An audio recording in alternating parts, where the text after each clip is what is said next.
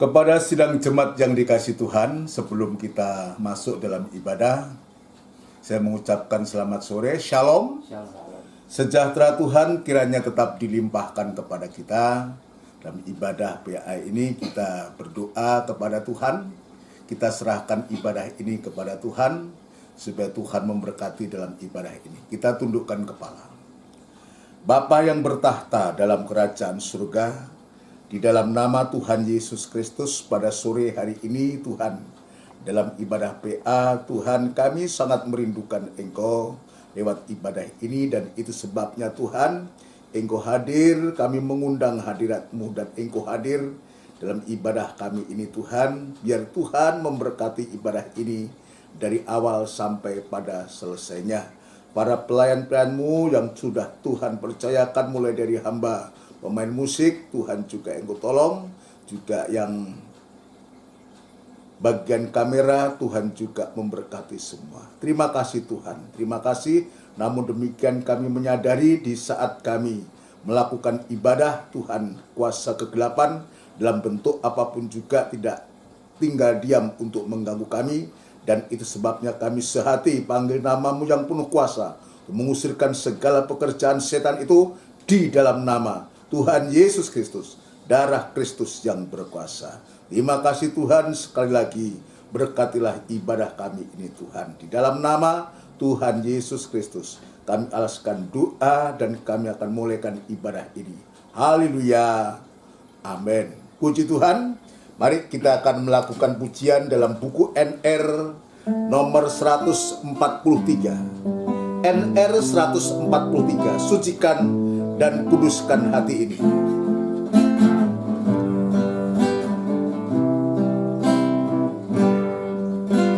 Sucikan dan kuduskan hati ini untuk layak menghadap hadirat-Mu. Tubuh jiwa rohku ku serahkan padamu.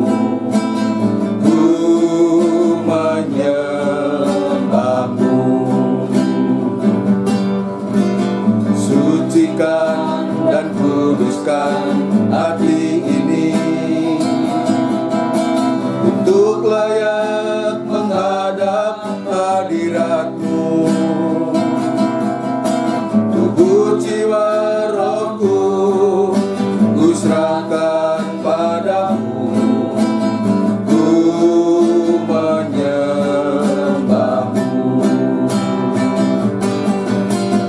Tinggikan nama-Mu ya Tuhan, mulialah nama-Mu ya Tuhan. Tiada lain seperti Engkau ya Allahku, besar kuasa-Mu.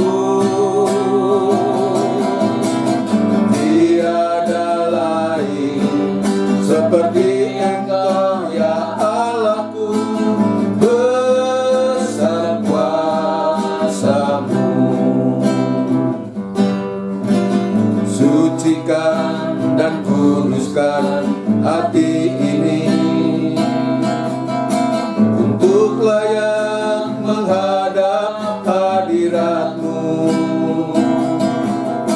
Tubuh jiwa rohku ku serahkan padamu. Ku menyembah-Mu. Tinggikan nama-Mu ya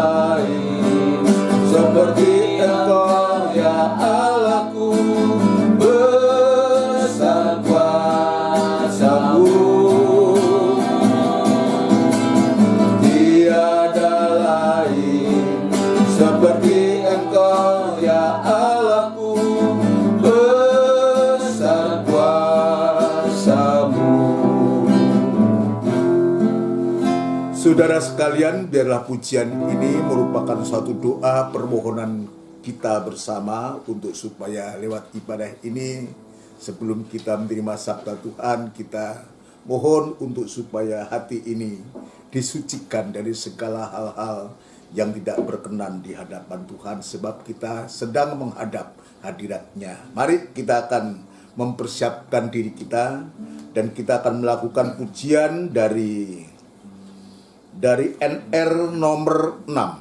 NR nomor 6, Kusiapkan Hatiku Tuhan.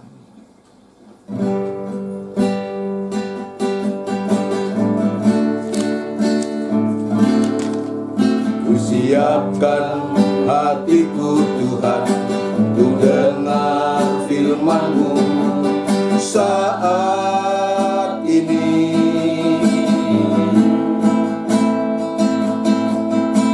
Sujud menyembah-Mu Tuhan, dalam hadirat-Mu saat ini.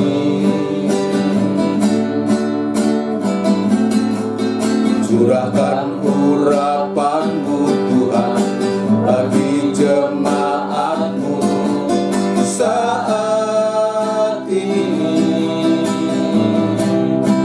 Kusiapkan hatiku Tuhan, untuk dengar firman-Mu.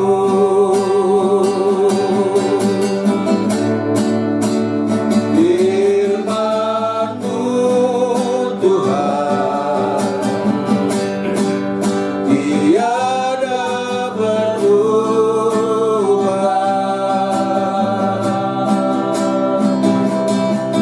Dahulu, sekarang, selama-lamanya, tiada berubah.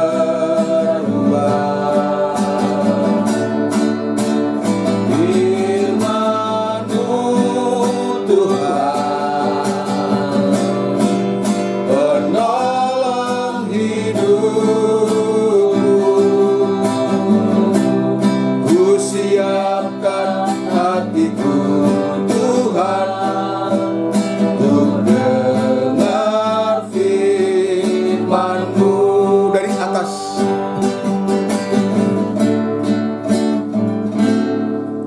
Kusiapkan hatiku Tuhan, untuk dengar firman-Mu saat ini.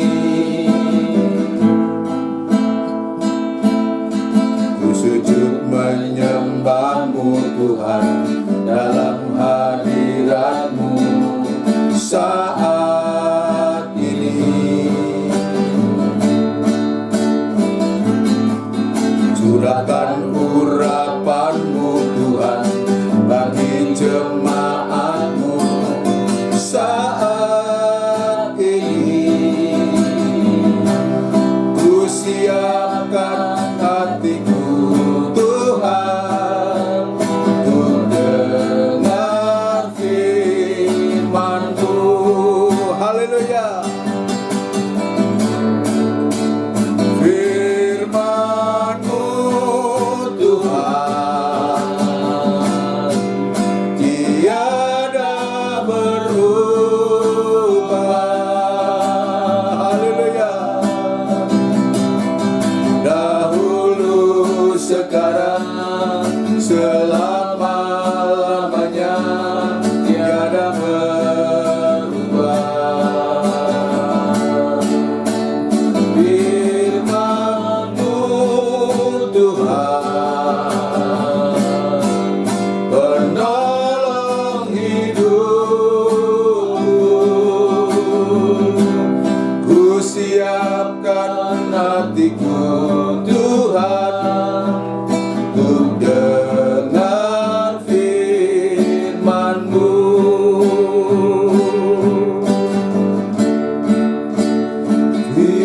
Firman-Mu Tuhan, haleluya, tiada berubah.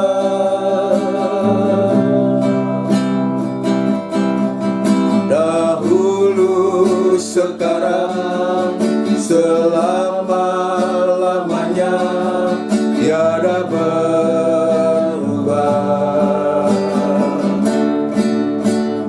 Firman-Mu Tuhan, penolong hidup, ku siapkan hatiku Tuhan untuk dengar firman-Mu. Kita tundukkan kepala.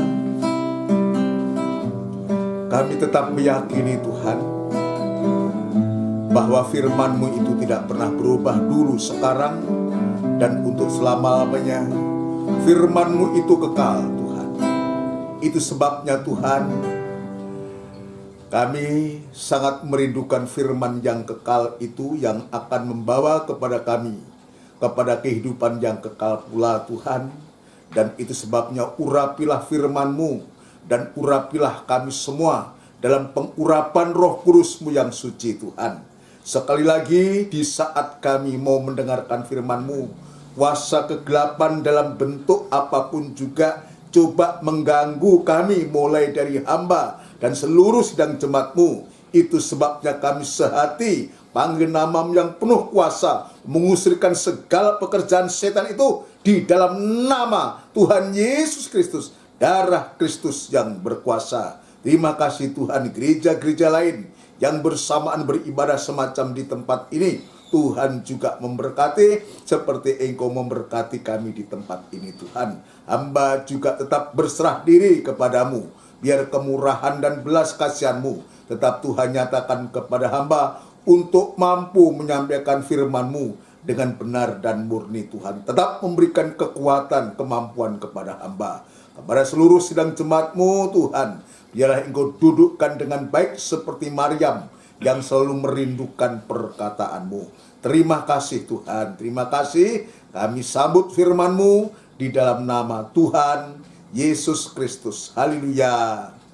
Amin. Puji Tuhan, saudara sekalian yang dikasihi Tuhan. Sebelum lanjut dalam pemberitaan firman Allah, saya mengucapkan selamat sore, shalom.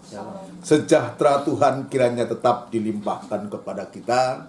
Kita bersyukur, kita berterima kasih dengan waktu dan kesempatan yang Tuhan sudah berikan ini.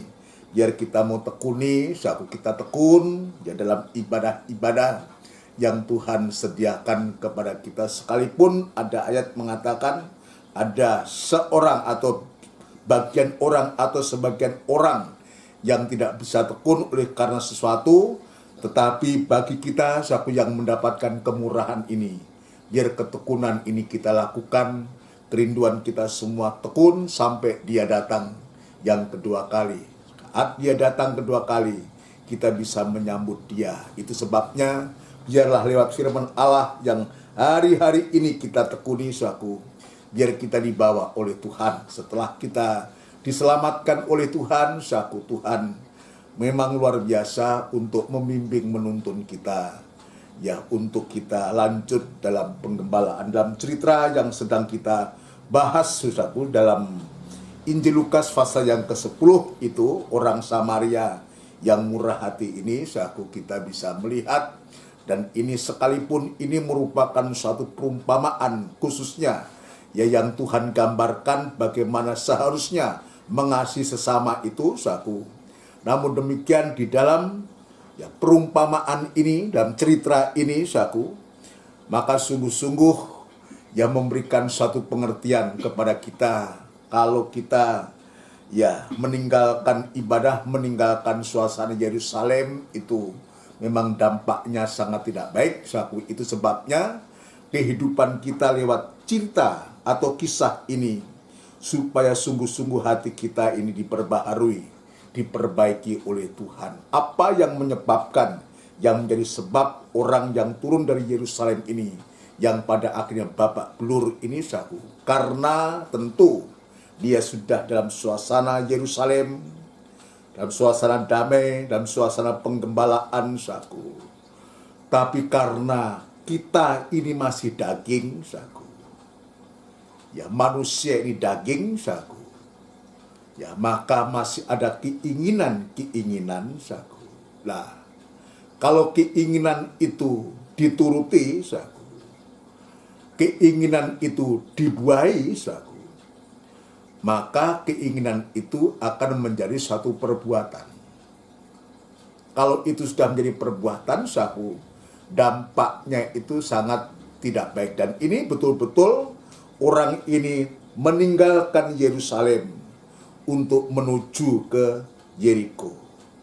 Nah, kita tidak tahu apakah orang ini asli Yeriko lalu dia pulang kampung, atau sekedar ingin dia melihat untuk melampiaskan keinginannya. Tapi dia tidak menyadari bahwa keinginan itu akan berakibat fatal ketika keinginan itu ya dilakukan atau dibuai, maka akan menghasilkan dosa. Nah, dosa inilah yang nanti saya gambarkan bagaikan luka yang paling dalam, luka yang sangat luar biasa, yang membuat orang ini betul-betul babak belur. Itu sebabnya dalam suratan Yakobus disebutkan, Yakobus pasal yang pertama, kita akan melihat lebih dulu Yakobus pasal yang pertama, untuk supaya kita bisa mengerti, supaya kita apa yang terjadi dalam kisah ini tidak menimpa kepada kita. Yakobus pasal yang pertama, kita akan membaca ayat yang ke-14 dan yang ke-15. Tetapi tiap-tiap orang dicobai oleh keinginannya sendiri. Lah, ini saudaraku. Jadi, tiap-tiap orang dicobai oleh keinginannya sendiri. Jadi, kita ini menjadi satu pelajaran. Yakobus ini ya suratan yang berbicara tentang iman. Ya, tudung tabernakel, tudung yang pertama itu tudung iman, saudaraku ya. Ini mengajarkan kepada kita, mengingatkan kepada kita, tetapi tiap-tiap orang dicobai oleh keinginannya sendiri. Lah, kadang kita tidak menyadari. Lalu kalau kita mengalami sesuatu, kita cepat-cepat untuk menyalahkan orang. Kalau itu suami menyalahkan istrinya, kalau istri menyalahkan suaminya, kalau orang tua menyalahkan anaknya dan sebaliknya, atau menyalahkan orang lain. Padahal ya munculnya pencobaan itu justru sebetulnya munculnya masalah-masalah yang sedang kita hadapi atau kita alami ini, tanpa kita sadari adalah karena muncul dari keinginan sendiri. Tetapi tiap-tiap orang dicobai oleh keinginannya sendiri. Terus? Karena ia diseret dan dipikat olehnya. Karena ia diseret dan dipikat olehnya. Terpikat. Ya, kalau orang sudah terpikat gitu, ben dielingke sekalipun ora tetap dia diingatkan pun dia tidak mau dengar karena keinginannya sudah memikat dia. Ya, keinginan sudah menyeret dia dan memikat dia, sehingga dia harus melakukan apa yang diinginannya itu, Jadi ini ayat ini tepat sekali, karena ia diseret dan dipikat olehnya. Olehnya apa? Oleh keinginannya itu loh. Terus. Dan apabila keinginan itu telah dibuai. Apabila keinginan itu telah dibuai. Ia melahirkan dosa. Ia melahirkan dosa. Dan apabila dosa itu sudah matang. Ya, apabila dosa itu sudah matang. Ia melahirkan maut. Ia melahirkan maut atau melahirkan kematian. Melahirkan kebinasaan. Nah, itu sebabnya ayat ini, ini biar mengingatkan kita untuk supaya kita tidak mengumbar keinginan hawa nafsu kita, keinginan yang belum tentu benar, Nah, itu sebabnya dengan adanya ibadah ini, biar setiap kita, ya, dalam setiap keinginan yang ada dalam hati kita ini, bisa dikontrol oleh firman Tuhan, selaras dengan firman Allah. Tidak memaksakan kehendak, tapi justru sesungguhnya kita harus berkata Dalam Yakobus juga, coba dalam Yakobus juga pasal yang keberapa itu? Pasal yang keempat. Harusnya apa yang kita lakukan itu, ya, ayat yang ke-13, ya. Jadi sekarang, hai kamu yang berkata, hai kamu yang berkata, hari ini atau besok kami berangkat ke kota Anu, ya, terus, dan di sana kami akan tinggal setahun dan berdagang serta mendapat untung. jadi inilah keinginan itu. Sudah menentukan sendiri, sudah menetapkan sendiri. Nanti besok ini aku sudah di sini, aku mau bikin begini, begitu. Terus, sedang kamu tidak tahu apa yang akan terjadi besok. Sedang kamu tidak tahu apa yang akan terjadi besok. Apakah arti hidupmu? Apakah arti hidupmu? Hidupmu itu sama seperti uap yang Ya. sebentar saja kelihatan lalu lenyap. Ya, terus? Sebenarnya kamu harus berkata, Sebenarnya kamu harus berkata, jika Tuhan menghendakinya, jika Tuhan menghendakinya. kami akan hidup dan berbuat ini dan itu. Nah, artinya apa?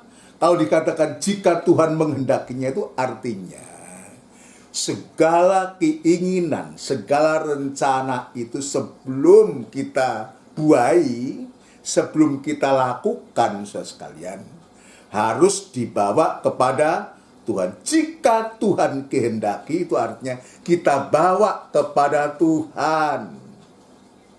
Kita doakan semua keinginan, semua rencana itu, saudara sekalian. Nah, sehingga nanti dalam kita bawa kepada Tuhan itu, maka Tuhan akan memberikan satu pencerahan, saku. Tuhan akan memberikan satu penjelasan, saku.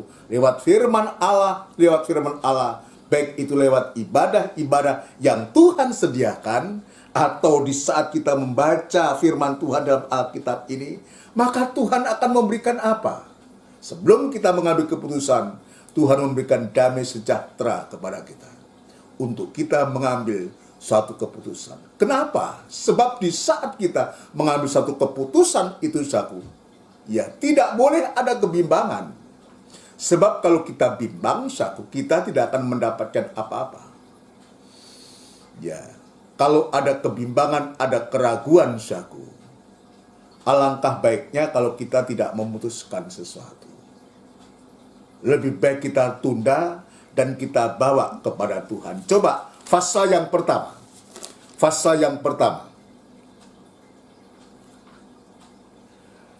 Dibaca ayat yang ke-6.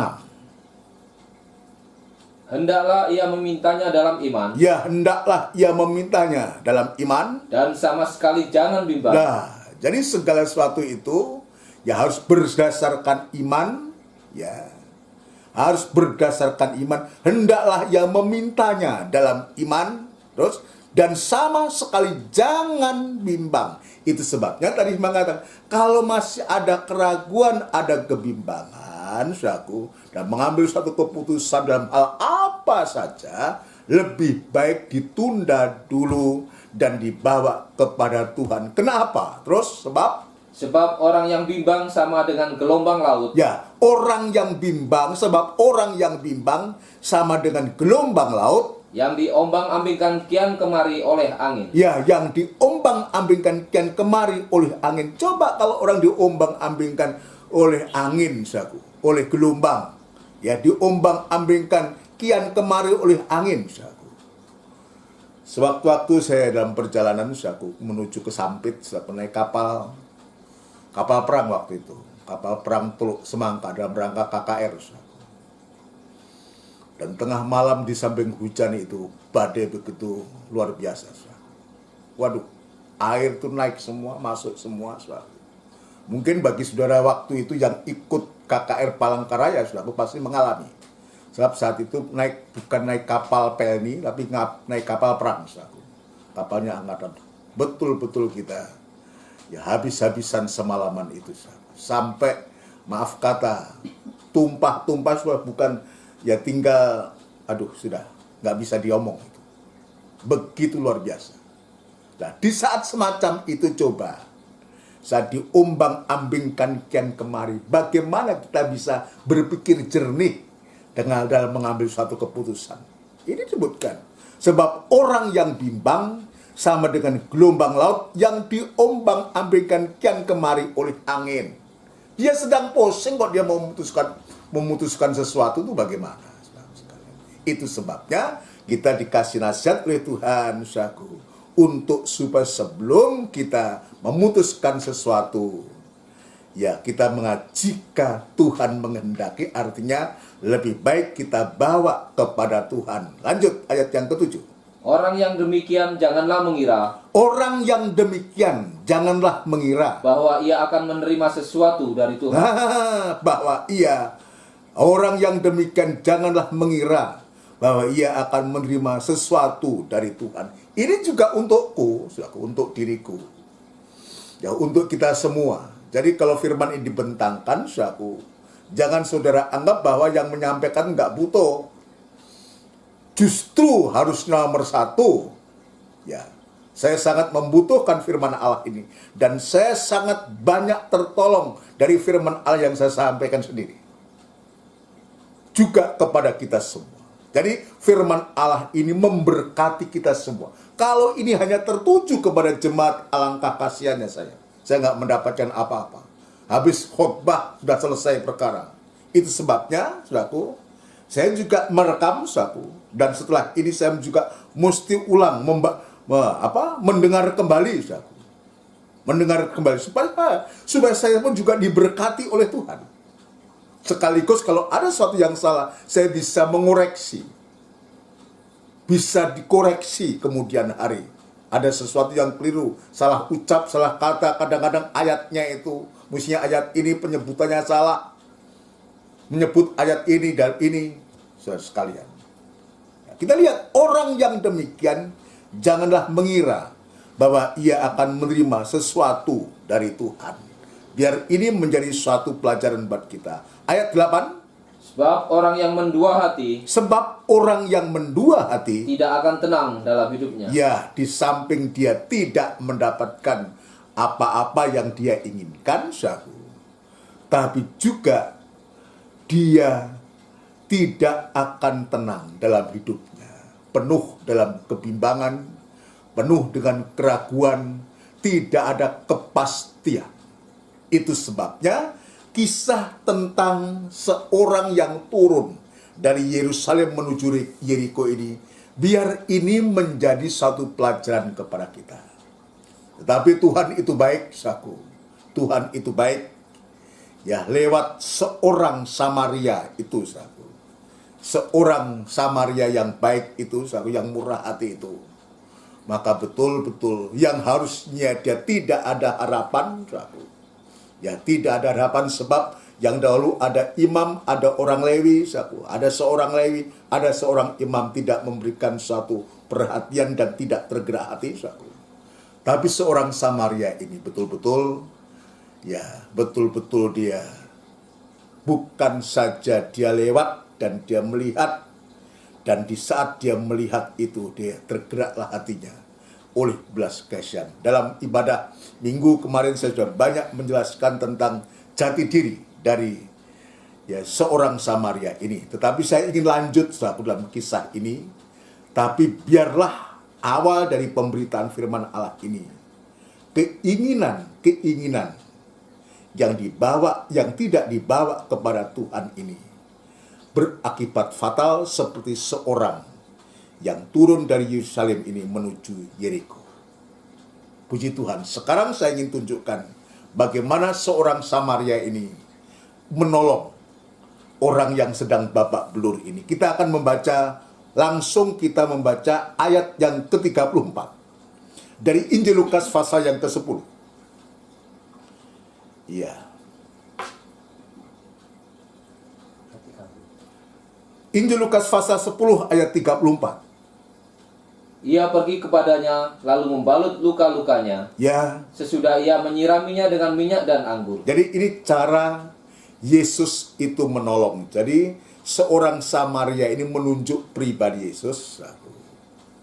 Menunjuk pribadi Yesus. Dia sebutkan dan ia pergi kepadanya, lalu membalut luka-lukanya. Sesudah ia menyiraminya dengan minyak dan anggur, Terus Kemudian ia menaikkan orang itu ke atas keledai tunggangannya sendiri, ya, lalu membawanya ke tempat penginapan dan merawatnya. ya, puji Tuhan, saudara sekalian. Jadi ini cara Tuhan Yesus itu menolong, saudaraku. Dia menyirami luka-luka dengan minyak dan anggur, saudaraku. Lalu membalutnya sampai tidak kelihatan lukanya. Jadi dibalut. Ya kalau ini mungkin babras ya, kalau jatuh dari motor atau sepeda kan kadang bundas ya di lutut sini, kadang-kadang biasa di sini karena dia nahan aspal, saudaraku. Ya, disiram dengan minyak dan anggur, saudaraku. Lalu dibalutnya sampai tidak kelihatan ini luka. Luka ini, saudaraku, luka yang paling dalam kehidupan manusia itu bukannya luka kalau jatuh dari motor atau sepeda. Luka pada manusia yang paling dalam yang bisa membawa kematian itu, saudaraku, adalah luka yang disebabkan oleh karena dosa.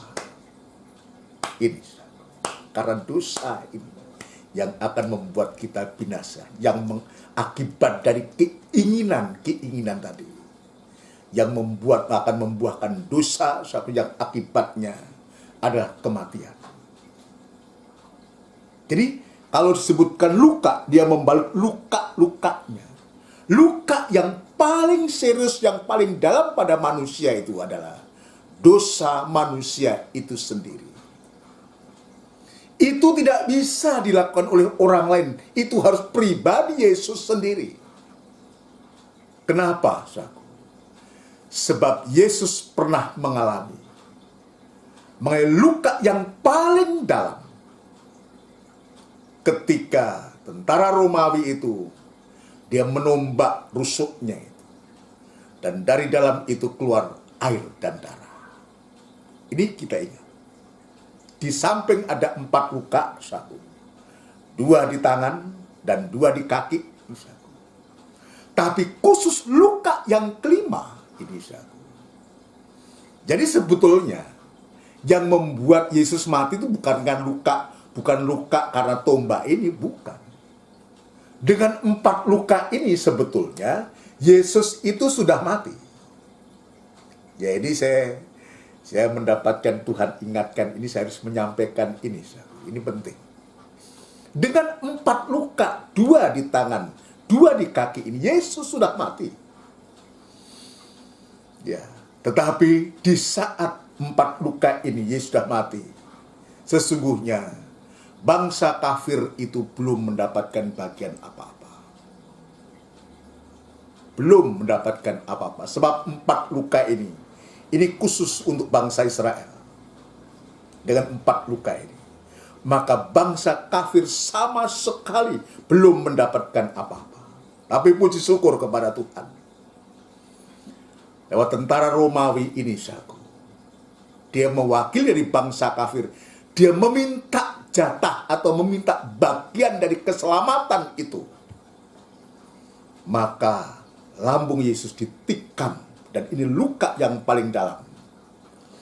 Dan dari lambung itulah keluar air dan darah. Dan dari sanalah lahirnya gereja Tuhan. Lahirnya gereja Tuhan khususnya dari bangsa kafir. Air dan darah. Darah ini menunjuk pertobatan, saudaraku. Dan air ini adalah kelahiran baru. Percaya, bertobat, dan dilahirkan baru. Lahirlah gereja Tuhan, lahirnya bangsa kafir kita ini.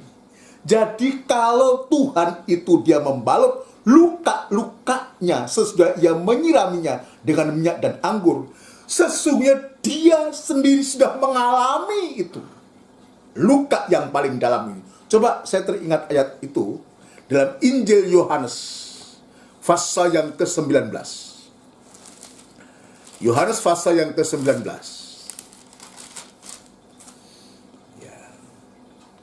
Yohanes pasal yang ke-19 ayat yang ke-32. Ya. Yohanes, ya. Maka datanglah prajurit-prajurit Ya. lalu mematahkan kaki orang yang pertama Ya. dan kaki orang yang lain Terus? yang disalibkan bersama-sama dengan Yesus. Ya, terus. Tetapi ketika mereka sampai kepada Yesus Perhatikan, tetapi ketika mereka sampai kepada Yesus, dan melihat bahwa ia telah mati, jadi dengan 4 luka itu, 2 di tangan, 2 di kaki itu sesungguhnya Yesus sudah mati. Sebab kalau belum mati, dia juga akan dipatahkan itu kakinya. Tapi kalau kita bisa melihat di sini, ya, tetapi ketika mereka sampai kepada Yesus dan melihat bahwa ia telah mati. Jadi, mereka tidak mematahkan kakinya. ya, mereka tidak mematahkan kakinya. Tetapi seorang dari antara prajurit itu menikam lambungnya dengan tombak dan segera mengalir keluar darah dan air. lah, inilah cikal bakal lahirnya gereja Tuhan. Lahirnya bangsa kafir kita ini. Lewat air dan darah ini. Nah, lewat pertobatan dan kelahiran baru inilah gereja Tuhan dilahirkan khususnya dari bangsa kafir. Dan ini Tuhan juga lakukan. Tuhan lakukan kepada orang ini. Cara Tuhan menolong orang yang babak belur ini, saudaraku, yaitu dengan cara membalut luka-lukanya sesudah ia menyiraminya dengan minyak dan anggur. Artinya, ini untuk menyederhanakan, sebelum dibalut itu dia menyiraminya dengan minyak dan anggur. Setelah itu baru dibalut lukanya. Luka yang paling dalam tadi saya mengatakan, dosa pun Tuhan balut. Kapan? Ketika hari Minggu saya mengatakan, ketika dia tergantung di kayu salib, terkutuklah orang yang tergantung di kayu salib.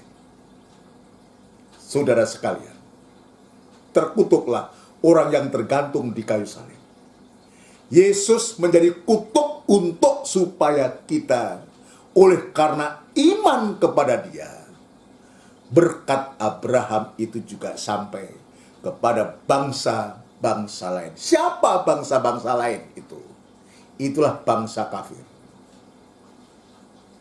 Itulah bangsa kafir untuk mendapatkan bagian berkat Abraham, untuk supaya bangsa kafir ini, dia percaya, bertobat, lahir baru, menjadi berkat bagi orang lain, diberkati dan menjadi berkat bagi orang lain.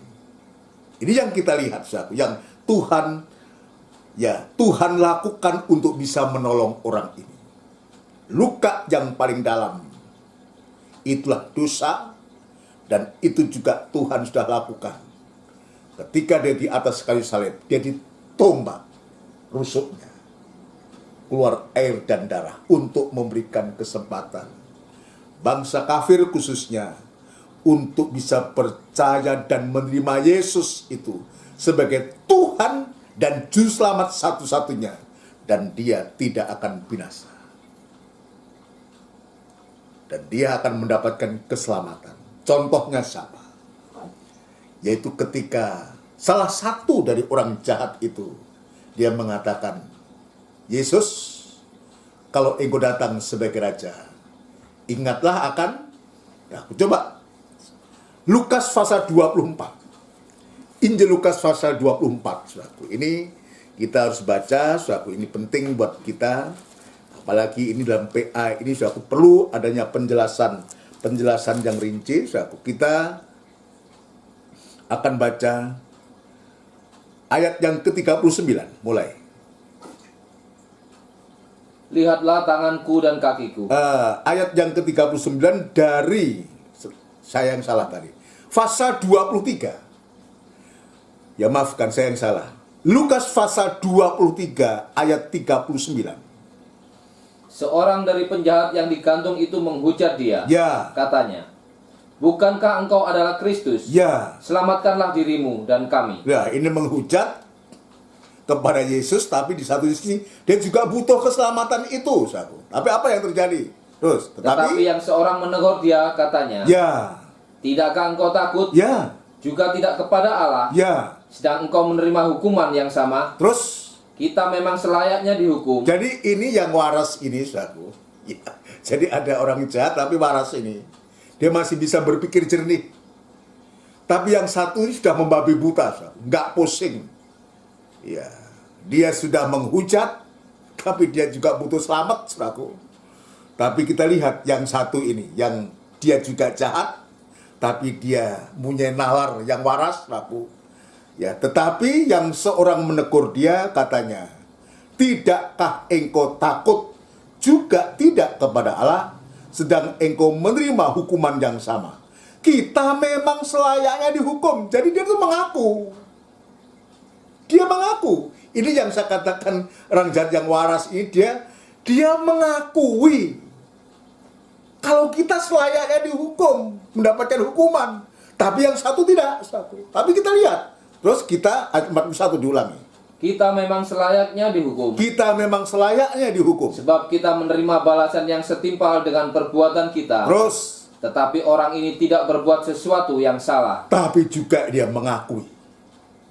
Yang saya katakan orang yang jahat tapi waras tadi, nalarnya masih waras, masih ingat, saudaraku. Dia juga mengakui bahwa dia layak dihukum karena perbuatannya. Tapi dia juga mengakui, saudaraku, ya, orang ini tidak berbuat sesuatu yang salah. Ini orang jahat mengakui bahwa Yesus ini tidak ada yang salah, yang harus dipertanggungjawabkan sampai di salib.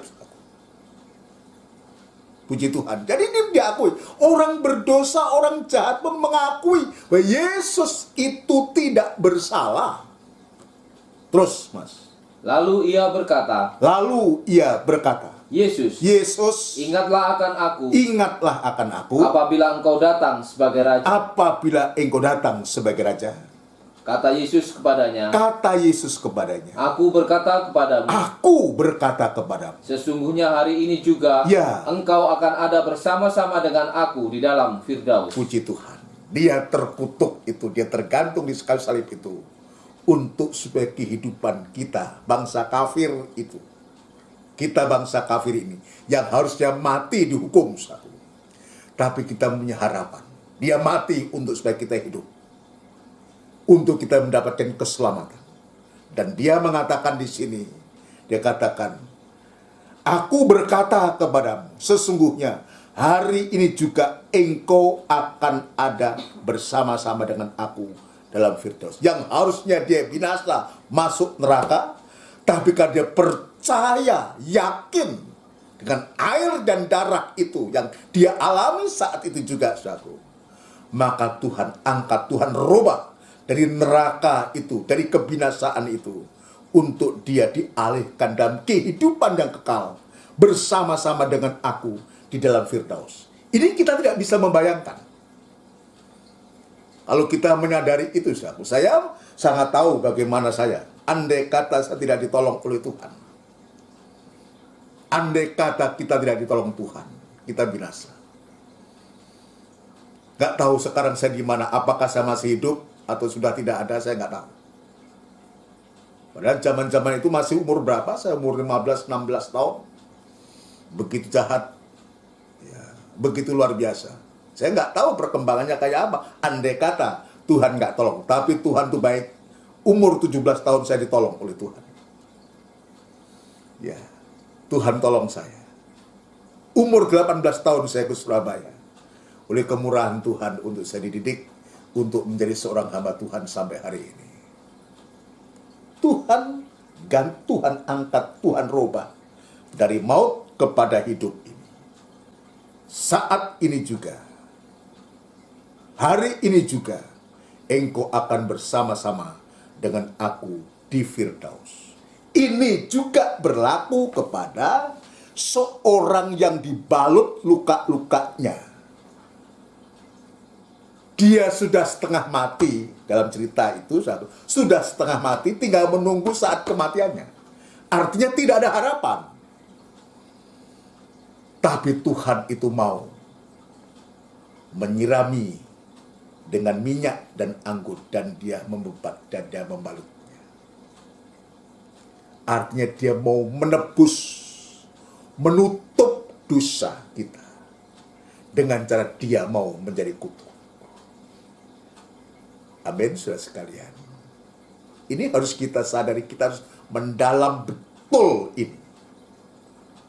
Kalau kita menyadari semacam itu, maka kita tidak akan main-main. Tetapi tidak cukup hanya disirami minyak dan anggur lalu membalut lukanya. Tidak. Dan di saat itu, seandainya Tuhan lakukan itu, ya Tuhan bisa saja meregikan, saya sudah tolong. Andai kata Tuhan berpikir seperti pikiran kita, yang penting aku sudah tolong dia. Jadi tinggalkan begitu saja, yang penting dia tertolong. Tapi apa yang Tuhan lakukan tidak cukup hanya sampai dia dibalut lukanya setelah dia menyiraminya minyak dan anggur. Tapi dia juga menggendongnya, membawa dia di atas keledai tunggangannya dan dibawa ke penginapan, ya, untuk supaya mendapatkan suatu perawatan. Ini artinya apa? Untuk kita ini, kita berterima kasih kepada Tuhan, khususnya kepada saya, saudaraku. Mungkin juga kita semua sedang cepat mungkin punya pengalaman semacam saya, saudaraku. Andai kata saat itu Tuhan tidak membawa saya ke penginapan. Penginapan itu, saudaraku, kemarin saya sudah menjelaskan, itu menunjuk kandang penggembalaan. Ada lanjutan. Nah, kita percaya, bertobat, terima Yesus, dan lahir baru. Tidak dicel begitu saja. Tidak. Tuhan masih ingin membawa kita.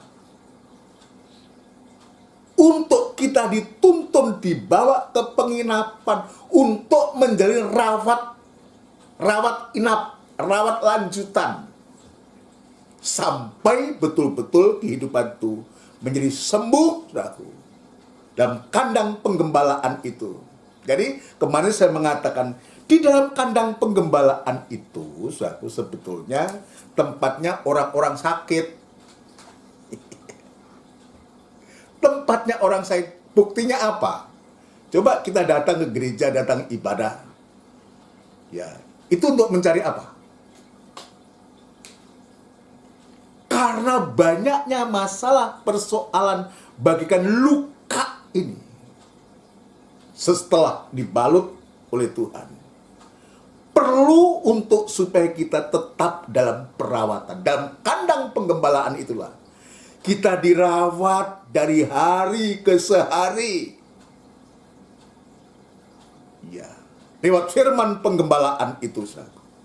Dan di sini disebutkan, coba ayat yang keberapa tadi? Coba dibacakan. Ayat yang ke-35.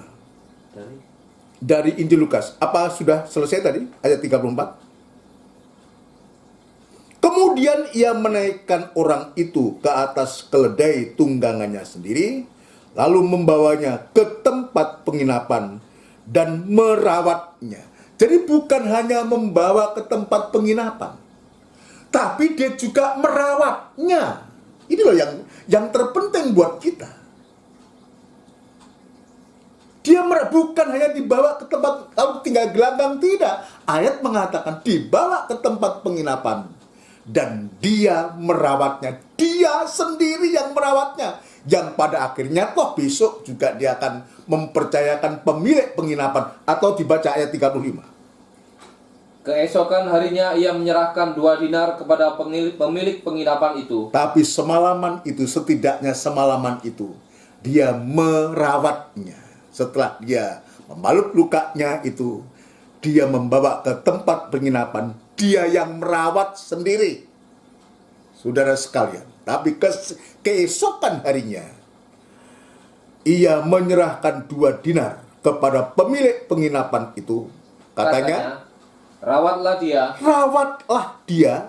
Dan jika kau belanjakan lebih dari ini, ya, artinya kalau ada kekurangan nanti, ya terus, aku akan menggantinya waktu aku kembali. Aku akan menggantinya waktu aku kembali. Ini kita belum sampai di sana. Saya masih ingin menunjukkan bagaimana lanjutan setelah kehidupan itu dibalut lukanya. Tuhan tidak tinggal gelanggang begitu saja, tapi Tuhan tetap bertanggung jawab. Padahal ada alasan untuk Tuhan, kamu kan sudah saya bantu, saya tolong. Tapi Tuhan tidak demikian terhadap kita. Dia ingin membawa kita, memastikan kita betul-betul sehat. Kita betul-betul disembuhkan, dipulihkan. Di mana? Di tempat penginapan, di kandang penggembalaan itu. Kita mendapatkan perawatan, mendapatkan pelayanan. Sampai menjadi sembuh itu artinya sampai kita menjadi sempurna. Dan ketika dia datang, maka dia akan membawa kehidupan kita. Akan membawa kehidupan kita. Ini luar biasa. Tapi sebaliknya, ini yang saya perlu tekankan pada saat ini. Sebaliknya, kalau kita tidak lanjut dibawa ke kandang penggembalaan, yang penting aku kan selamat, aku waras. Kan begitu, kadang-kala kita cari gampang aja, memang dia datang ke gereja, datang ibadah hanya untuk itu, ya ada mujizat sudah diterima, ya sudah, nggak mau lanjut dia. Banyak yang demikian. Contohnya siapa? Ketika Tuhan itu menyembuhkan 10 orang kusta. Yang kembali kepada Tuhan berapa? Cuma 1. Kenapa yang 9 ini dia nggak kembali? Karena dia datang hanya butuh sembuh. Dan nggak tahu di mana terhilang. Tapi 1 ini, setelah dia sembuh, dia kembali datang. Untuk memberikan hidupnya kepada Tuhan. Itulah yang saya sebutkan bahwa Tuhan itu dia menaikkan di atas keledainya dan membawa ke tempat penginapan dan merawatnya itu. Untuk supaya apa? Betul-betul kehidupan yang sudah diselamatkan tadi, yang sudah lahir baru tadi, betul-betul lanjut dalam pemeliharaan dalam kandang penggembalaan. Bukannya percaya selamat selesai, bukan itu.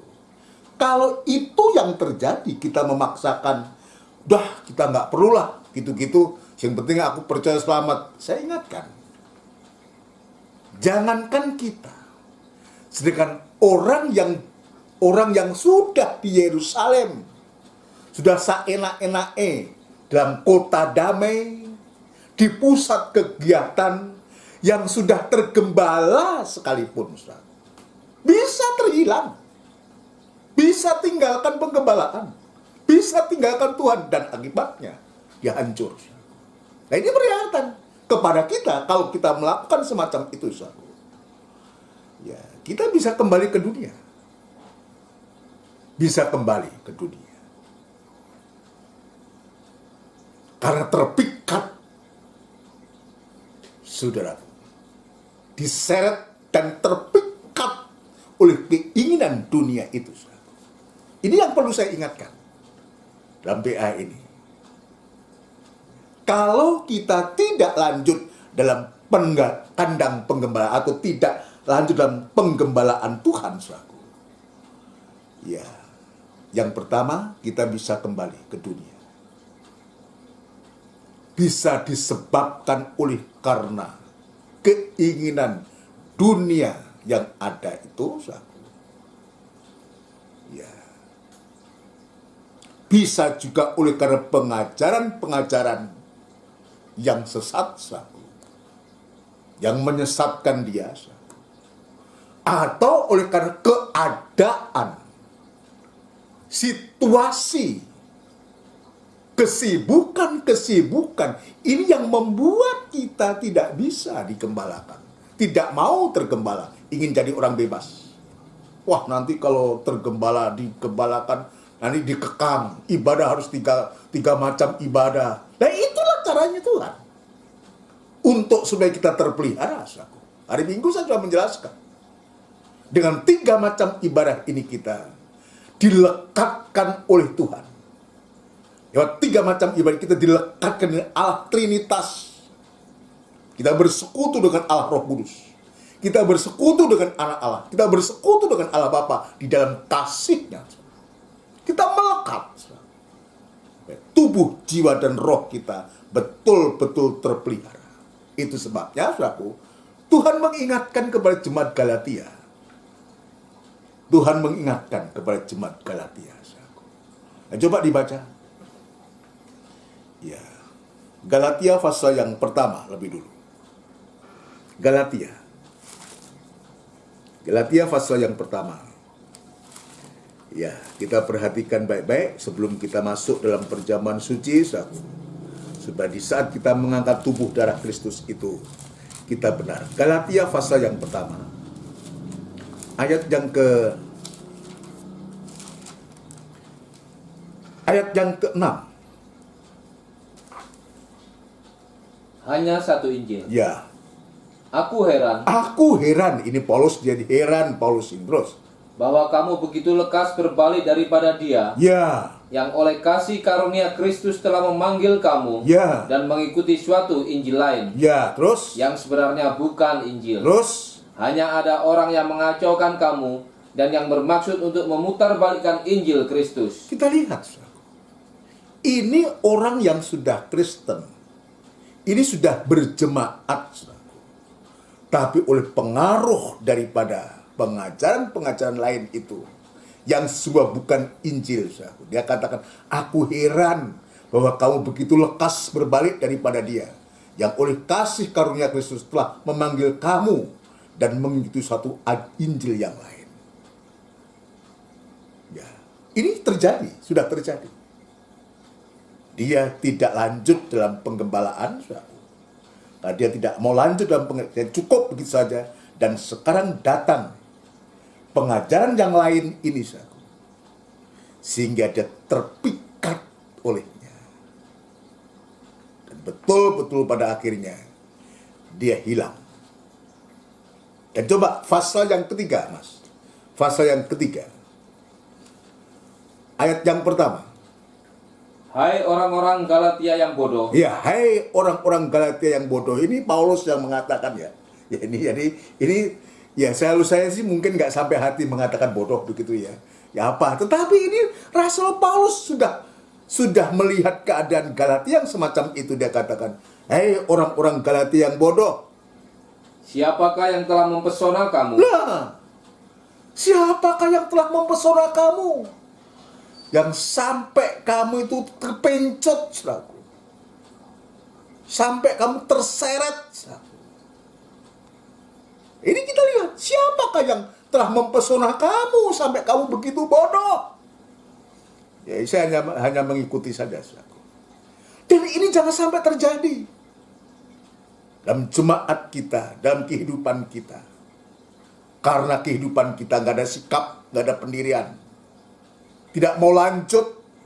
Tuhan ingin supaya kita ini dirawat oleh Tuhan dalam kandang penggembalaan. Tapi kita mau cari cara jalan kita sendiri. Terus, Mas. Bukankah Yesus Kristus yang disalibkan itu telah dilukiskan dengan terang di depanmu? Ya, bukankah Yesus Kristus yang disalibkan itu telah dilukiskan dengan terang di depan kamu? Terus. Hanya ini yang hendak ku ketahui daripada kamu. Ya, terus. Adakah kamu telah menerima Roh karena melakukan hukum Taurat? Ya. Atau karena percaya kepada pemberitaan Injil? Ya. Adakah kamu sebodoh itu? Adakah kamu sebodoh itu? Kamu telah mulai dengan Roh. Kamu telah mulai dengan Roh. Maukah kamu sekarang mengakhirinya di dalam daging? Ya, kita lihat. Memulai dengan Roh, tapi mengakhiri dengan daging. Ini menjadi koreksi buat kita. Bagaimana kita saat awal kita terima Yesus berkobar-kobar. Kita semangat ikut Tuhan. Semangat kita melayani Tuhan.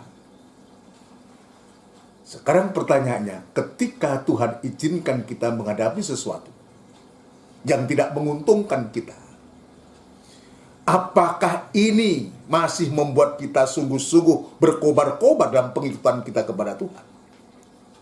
hanya karena sesuatu, ya, maka kita akhiri itu dengan daging. Kita memulai dengan roh yang berkobar-kobar, semangat, tapi oleh karena sesuatu, lalu kita mau mengakhiri perjuangan kita dengan daging, dengan cara meninggalkan begitu saja. Itu sebabnya dia katakan, siapa yang telah mempesona kamu? Yang membuat kamu seperti itu siapa? Tapi dijawab dalam Galatia pasal yang pertama tadi. Ternyata ada orang yang dia memberitakan Injil, tapi Injil yang lain. Injil yang lain itu apa? Injil yang tanpa Kristus. Ini Injil yang lain. Itu sebabnya dia katakan, ya, jika ada orang yang memberitakan Injil yang tidak seperti apa yang kita sampaikan, terkutuklah. Coba dibaca selanjutnya. Pasal pertama, Mas. Ayat 8. Galatia pasal pertama ayat 8. Tetapi sekalipun kami atau seorang malaikat dari surga yang memberitakan kepada kamu suatu Injil yang berbeda dengan Injil yang telah kami beritakan kepadamu, Terus, terkutuklah dia. terkutuklah dia. Ya. Injil yang lain, Injil yang tanpa Kristus. Injil yang disampaikan Paulus ini, Injil yang di dalamnya ada Kristus. Yang aku tahu ada Yesus yang tersalib. Nah, ini saudaraku, ini yang terpenting buat kita. Itu sebabnya, saudaraku, bagi kehidupan kita, jika Tuhan sudah bawa kita, sudah ada dalam kandang penggembalaan, saudaraku, jangan coba sekali lagi kita coba oleh karena sesuatu lalu kita tinggalkan penggembalaan, tinggalkan pelayanan ibadah kepada Tuhan, kita tinggalkan karena hanya oleh karena sesuatu hal. Nah, puji Tuhan, saudaraku. Ya. Bahkan dalam 1 Timotius pasal yang keempat, coba Mas dibaca. 1 Timotius pasal yang keempat.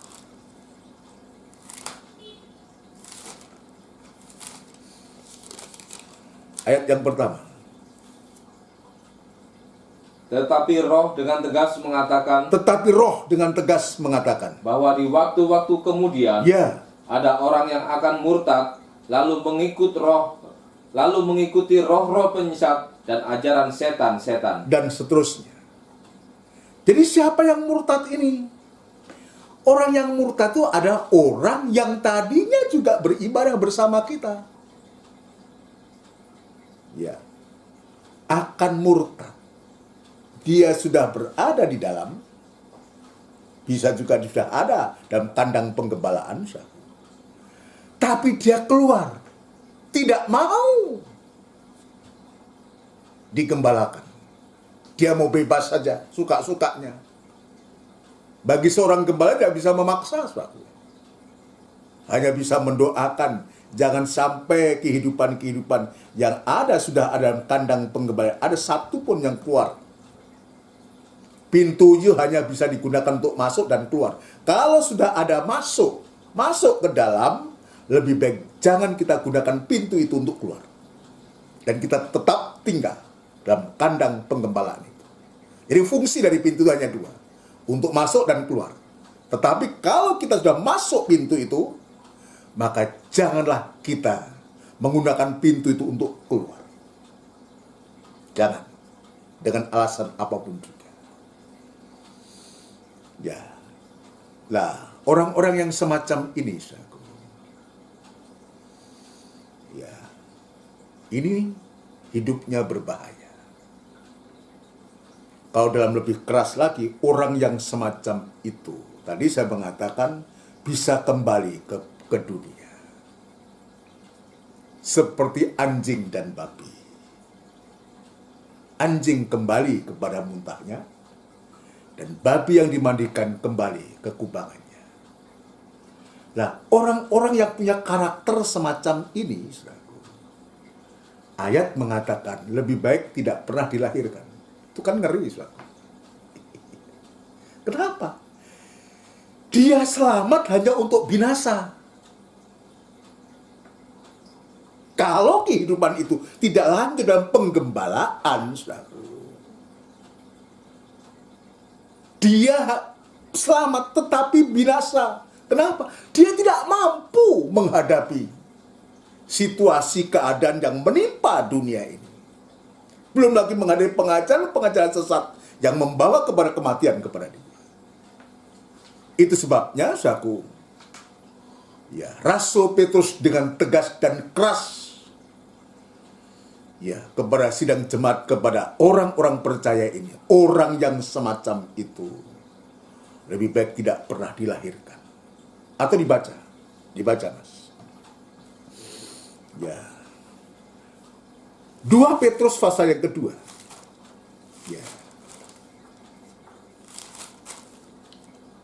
Nampaknya kita tidak bisa menyelesaikan ini, saudaraku, sebab ada 2 hal, saudaraku. Sebelum saya lanjut, saya memberitahu, kalau kita tidak lanjut dibawa ke kandang penggembalaan, yang pertama bisa kembali ke dunia. Ini yang sedang kita periksa. Yang kedua, bisa menjadi antikris. Ini jika Tuhan izinkan nanti hari Kamis dan ibadah doa penyembahan kita akan periksa ini. Untuk kali ini, rasanya saya nggak akan paksakan diri untuk selesai, saudaraku. Tapi saya akan tunjukkan untuk mengakhiri ibadah ini. Rasul Petrus dengan tegas dan keras, orang yang semacam itu lebih baik tidak pernah dilahirkan ke dunia ini. Tidak pernah dilahirkan. 2 Petrus pasal yang kedua. Ayat yang ke-20. Ini tentang nabi-nabi palsu, saudaraku.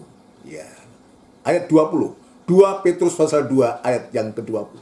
Sebab jika mereka oleh pengenalan mereka akan Tuhan dan juru selamat kita, Yesus Kristus, telah melepaskan diri dari kecemaran-kecemaran dunia.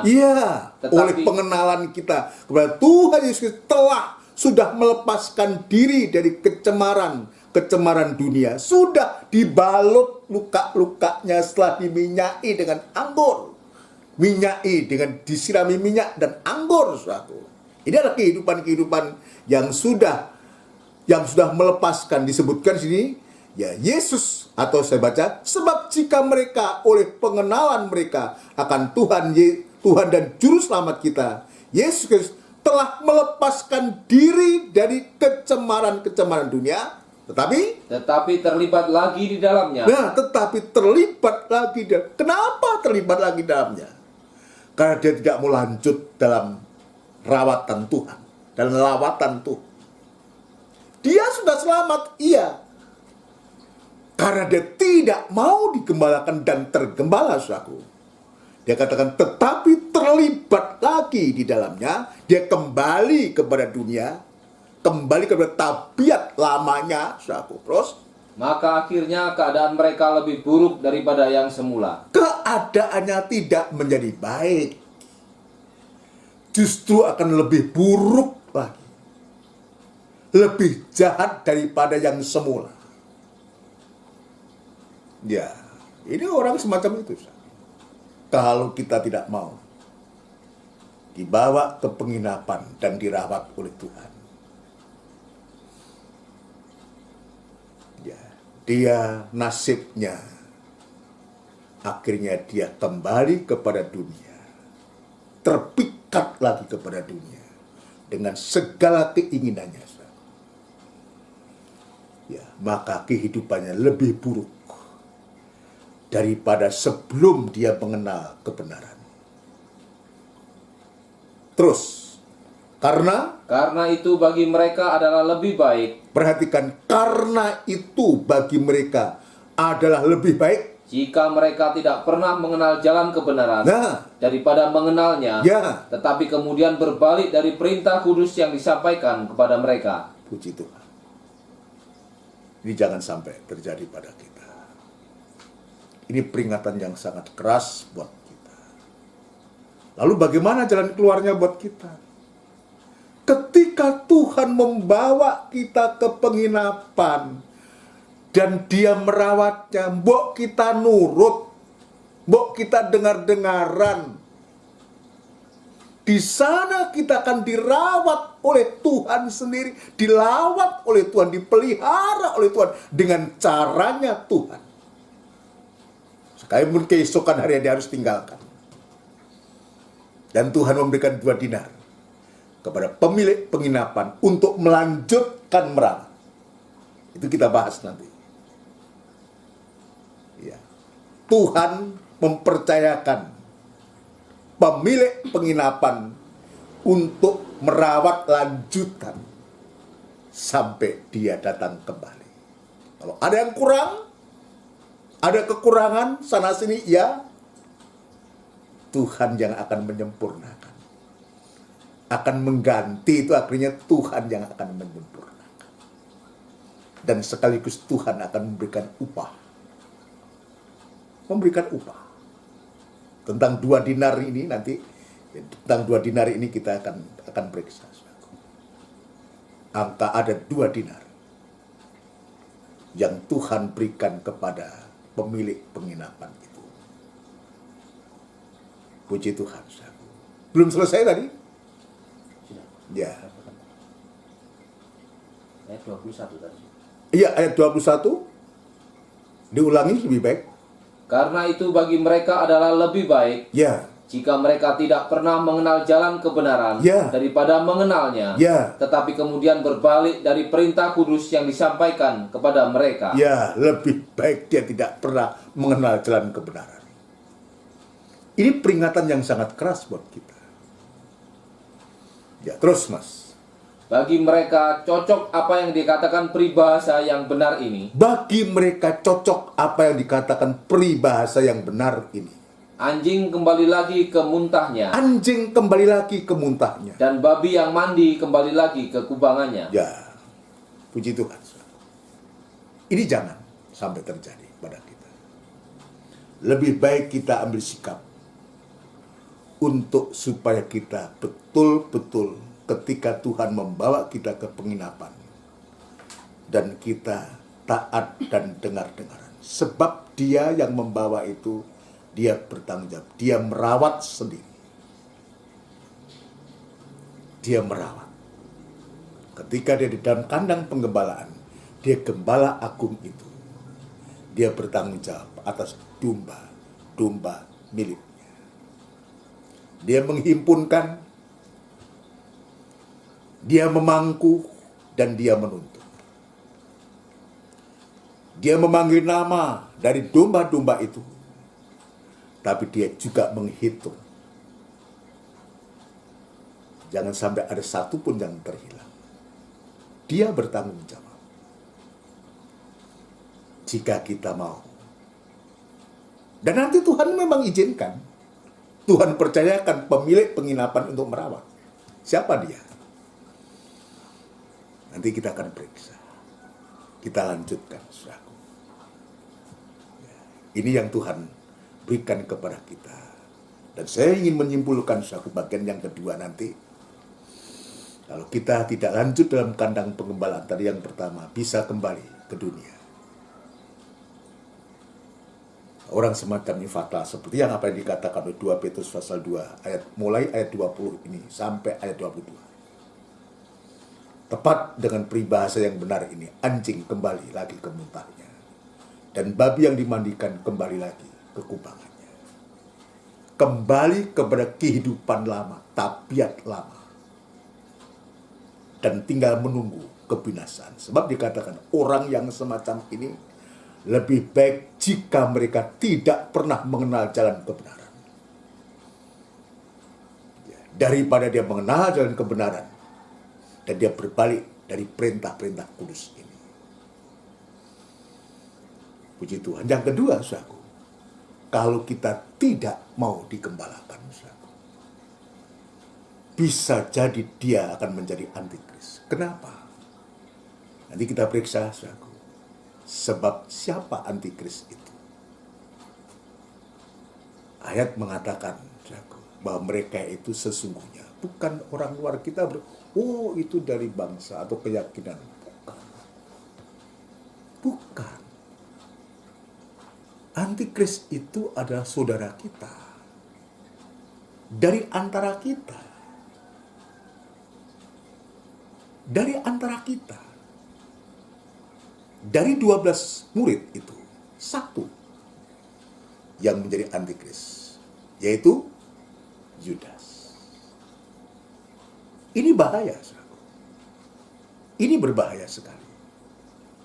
Itu sebabnya malam hari ini ayat firman Adam PA ini mengingatkan kita.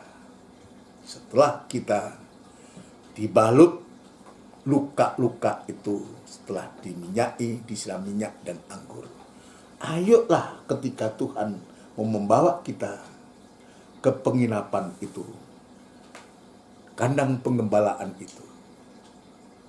Ada 3 macam ibadah bagi kita. Ayo kita tekuni.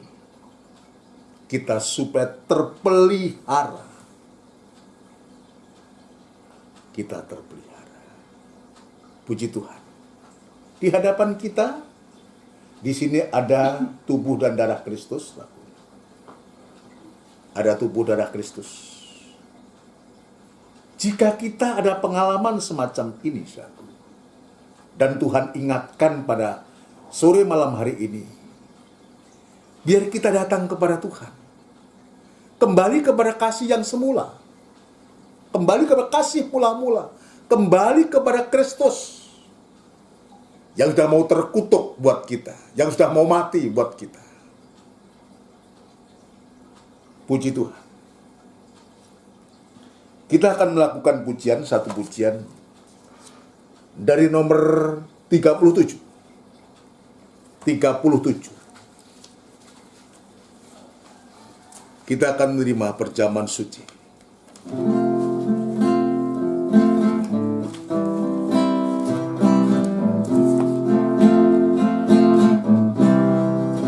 Sungguh manis, manislah Yesusku. Sungguh heran, heranlah Yesusku. Sungguh ajaib, ajaiblah Yesusku. Kuasanya sungguh tak berubah. Sungguh manis, manislah Yesusku. Sungguh manis, manislah Yesusku. Sungguh heran, heranlah Yesusku. Sungguh ajaib, ajaiblah Yesusku. Kuasanya sungguh tak berubah. Sekali lagi. Sungguh manis, manislah Yesusku. Dialah yang akan membuat kehidupan kita yang baik menjadi manis seperti manisnya Yesus itu. Haleluya. Sungguh ajaib. Haleluya. Ajaiblah Yesusku. Kuasanya sungguh tak berubah. Kuasanya sungguh tak berubah. Kuasanya sungguh tak berubah. Kuasanya, kuasanya sungguh tak berubah. Kita tundukkan kepala. Benar Tuhan, Kuasa-Mu tidak pernah berubah dulu, sekarang, dan untuk selama-lamanya. Engkau begitu luar biasa, dan keajaiban-Mu Tuhan sungguhlah nyata dari kehidupan-kehidupan kami yang harusnya mati binasa. Tapi karena Engkau peduli terhadap kami, Engkau menolong kami Tuhan. Namun demikian Tuhan, kami menyadari banyak kurang, banyak kelemahan dalam kami, dalam pengikutan kami kepadamu Tuhan. Engkau ampuni, Engkau sucikan. Biarlah darah dan tubuhmu ini akan mengampuni, bahkan menyucikan hati kami, supaya kami tetap berkobar-kobar dalam pengiringan kami kepada Engkau. Kami tidak menjadi lemah oleh karena sesuatu. Kami tidak tinggalkan Engkau oleh karena sesuatu. Tapi sebaliknya Tuhan, dengan apa yang Tuhan sudah nyatakan kepada kami, bawalah kehidupan kami untuk kami dilawat oleh Tuhan dalam kandang penggembalaan, supaya kehidupan kami terpelihara oleh Engkau sendiri, terutama lewat tubuh dan darah-Mu ini. Layakkan kami Tuhan untuk kami bersekutu dengan tubuh dan darah-Mu. Ampuni segala dosa, kesalahan, keteledoran, dan kelengan kami Tuhan. Terima kasih Tuhan. Terima kasih. Terima kasih. Terima kasih. Kami sambut tubuh dan darah-Mu di dalam nama Tuhan Yesus Kristus. Haleluya. Amin. Puji Tuhan. Ya, kita akan nikmati tubuh darah Kristus. Ya. Ya. Ini udah satu-satu semua. Coba dibagikan ya. Kita siapkan semua untuk kita bersekutu.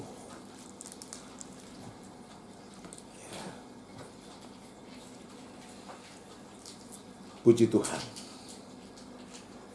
Kita akan melakukan pujian ini sekali lagi sekalian, sambil kita mengangkat tubuhnya Kristus lebih tinggi dari kepala. Sungguh manis. Sungguh manis, manislah Yesusku. Sungguh heran, heranlah Yesusku. Sungguh ajaib, sungguh ajaib, ajaiblah Yesusku. Kuasanya sungguh tak berubah. Kuasanya, kuasanya sungguh tak berubah. Saya menunggu semua. Kita dengarkan firman Allah. Kita junjung tinggi tubuhnya Kristus lebih tinggi dari kepala, dan dengarkan firman Tuhan. Sebab apa yang telah kuteruskan kepadamu telah aku terima dari Tuhan, yaitu bahwa Tuhan Yesus pada malam waktu Ia diserahkan mengambil roti, dan sesudah itu Ia mengucap syukur atasnya. Ia memecah-mecahkannya dan berkata, "Inilah tubuhku yang diserahkan bagi kamu. Perbuatlah ini menjadi peringatan akan aku." Kita makan bersama dengan hati percaya dalam nama Tuhan Yesus Kristus. Haleluya.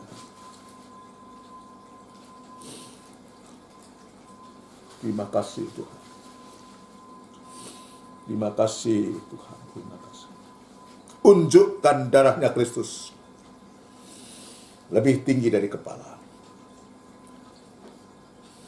Demikian juga Ia mengambil cawan sesudah makan lalu berkata, "Cawan ini adalah perjanjian baru yang dimeteraikan oleh darahku.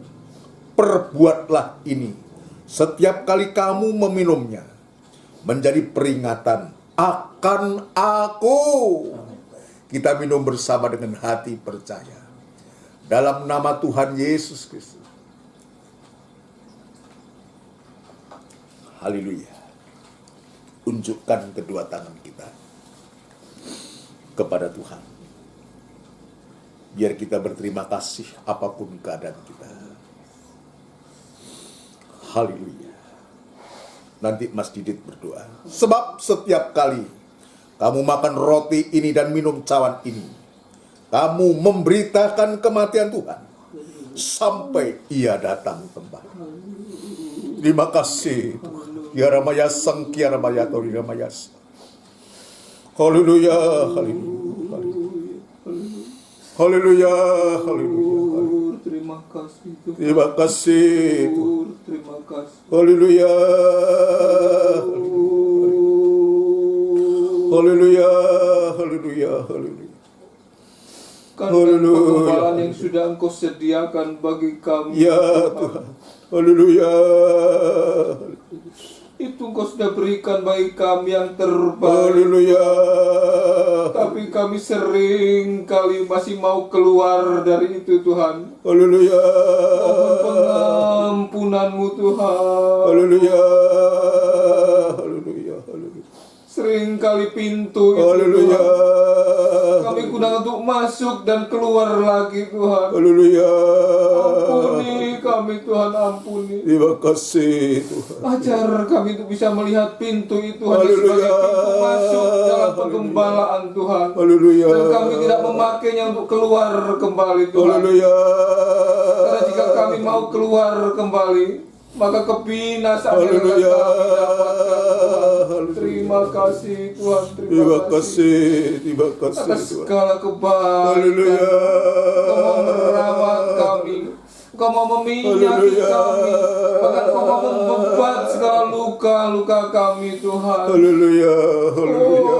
Pengorbanan-Mu sungguh luar biasa. Terima kasih. Terima kasih Tuhan. Tapi sering kali kami tidak bisa Haleluya. menghargai pengorbanan Haleluya. Tuhan. Haleluya. Ampuni Terima kasih kami Tuhan, Tuhan. ampuni kami. Benar Tuhan. Kami tidak mau seperti jemaat Galatia yang bodoh Tuhan, Haleluya.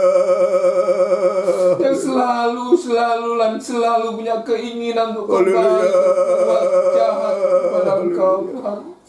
Haleluya. Kami tidak mau menuruti apa yang menjadi Haleluya. perintah. Kau sudah bersihkan kami Tuhan. Haleluya. Kau sudah sucikan kami, tapi kami kembali lagi kepada Haleluya. kubangan kami yang kotor itu Tuhan. Terima kasih Tuhan. Ampuni kami Terima Tuhan, kasih ampuni kami Tuhan. Terima kasih Tuhan. Terima kasih atas firman Haleluya. pada malam hari ini yang sudah mengingatkan kepada Terima kami kasih. semua Terima kasih Tuhan. untuk selalu setia dalam penggembalaan Tuhan. Terima kasih Tuhan. Terima kasih. Karena Engkau telah terlebih dahulu setia atas Haleluya. kehidupan kami. Haleluya. Engkau adalah contoh teladan yang sempurna Amin. dalam kehidupan Amin. kami Tuhan. Terima Terima kasih. kasih ya Tuhan, terima kasih. Terima kasih Tuhan. Buat Bapak Gembala kami, Bapak Haleluya. Thomas, Engkau berikan lagi yang lebih dan lebih Tuhan, hikmat-hikmat-Mu yang dari surga. Terima Agar kami kasih. gembala-gembala yang dapat tergembala dengan baik. Haleluya. Agar kami domba-domba ini Tuhan dapat mendapatkan makanan yang baik daripada gembala kami ini Tuhan. Haleluya. Terima kasih Tuhan, terima kasih Tuhan. Terima kasih. Ya Engkau sudah janjikan hidup yang kekal bagi Haleluya. kami yang setia kepada Engkau Tuhan. Terima kasih Tuhan. Itu sudah Engkau buktikan melalui kurban-Mu di atas kayu Haleluya. salib Tuhan, yang pada malam hari ini telah Terima kami kasih, nikmati Tuhan. melalui tubuh dan darah-Mu, Terima kasih. roti dan anggur yang sudah tersedia bagi Haleluya. kami. Haleluya. Biarlah ini semua kami meteraikan bagi kami Tuhan, untuk kami bisa Haleluya. tetap setia menantikan Terima Engkau kasih, sampai Engkau Tuhan. datang kembali. Terima kasih ya Tuhan, terima kasih. Terima kasih. Terima kasih ya Tuhan, terima kasih. Terima Kami kasih. peralaskan doa dan permohonan Haleluya, kami ini haleluya. Tuhan, hanya di dalam Terima satu nama kasih. yang ajaib dan kuasa, Haleluya, haleluya. yaitu Tuhan Yesus Kristus. Terima kasih. Haleluya. Amin. Amin. Puji Tuhan, saudara sekalian. Ya, ibadah kita dalam PA ini. Untuk jadwal ibadah, besok kita ada ibadah doa penyembahan selaku hari Kamis, yang nanti akan dilanjutkan hari Minggu, di Minggu Raya selaku. Dan juga kembali kepada PA yang disertakan dengan perjamuan suci. Kita terus berdoa kepada Tuhan, kita nyatakan kerinduan kita kepada Tuhan. Jadi setiap firman itu memberkati kita semua. Puji Tuhan, kita akan berdoa untuk ibadah-ibadah kita. Kita berdoa untuk sidang jemaat semua. Tuhan tetap memelihara sidang jemaatnya. Puji Tuhan, kita tundukkan kepala. Bapa, tidak putus-putusnya kami mengucapkan syukur terima kasih kepadamu atas kebaikanmu, lawatanmu, juga berkat yang sudah Engkau limpah ruahkan kepada kami, untuk Engkau membawa kepada kami, untuk kami lebih mengerti apa yang menjadi kehendak-Mu. Tetapkan kami semua untuk tetap menjadi kehidupan yang digembalakan dan tergembala oleh firman-Mu Tuhan, supaya kami tidak tersesat dan kami tidak binasa, tapi kami terpelihara sampai kami dibawa kepada penggembalaan yang terakhir. Itulah kota Yerusalem yang baru, yang tanpa ada tetesan air mata sedikit pun Tuhan di sana. Kami berbahagia bersama-sama dengan Engkau. Sekali lagi memberikan ketekunan setia kami kepadamu lewat penggembalaan di tempat ini Tuhan. Terima kasih Bapa. Terima kasih Engkau sudah memberkati kepada seluruh sidang jemaat-Mu. Tuhan, sekarang kembali kami menyerahkan sidang jemaat-Mu ke tangan-Mu. Tuhan tetap jaga, pelihara, lindungi kami. Jauhkan dari segala sakit penyakit, terutama virus corona yang di hari-hari semakin merajalela, dan kami yakin dan percaya bahwa Engkau-lah perlindungan kami yang kekal Tuhan. Engkau akan memberikan kesehatan, kekuatan kepada kami, mulai dari anak-anak sampai pada yang paling sepuh sekalipun, dan dimanapun mereka berada.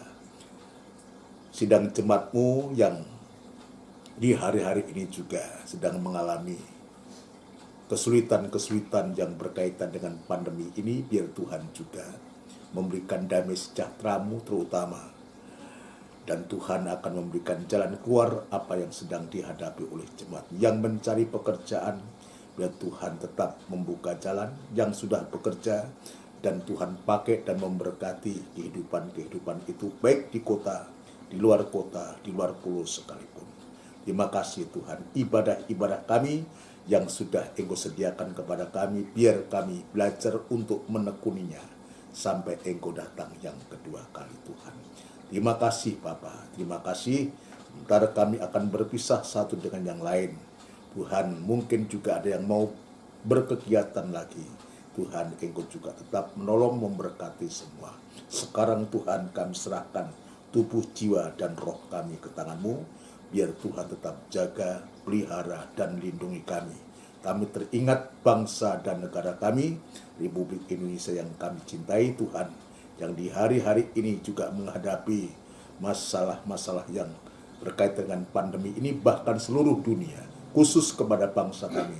Biar Tuhan memberikan kekuatan, kesehatan, hikmat, akal budi kepada pemimpin kami, Bapak Presiden, Wakil Presiden, jajaran menteri yang ada, pejabat tinggi negara di pusat sampai di daerah. Tuhan, dengan kekuatan yang dari Allah untuk bisa mengatasi masalah yang sedang dihadapi oleh bangsa kami, terutama untuk supaya umat ketebusan tetap bisa leluasa beribadah kepada-Mu. Terima kasih Tuhan, terima kasih saudaraku yang kekasih. Biarlah rahmat, anugerah, cinta yang besar yang datangnya dari Allah Bapa, Sang Putra, dan Roh Kudus yang sepenuhnya di dalam nama Tuhan Yesus Kristus. Haleluya. Amin. Selamat malam. Tuhan memberkati kita semua.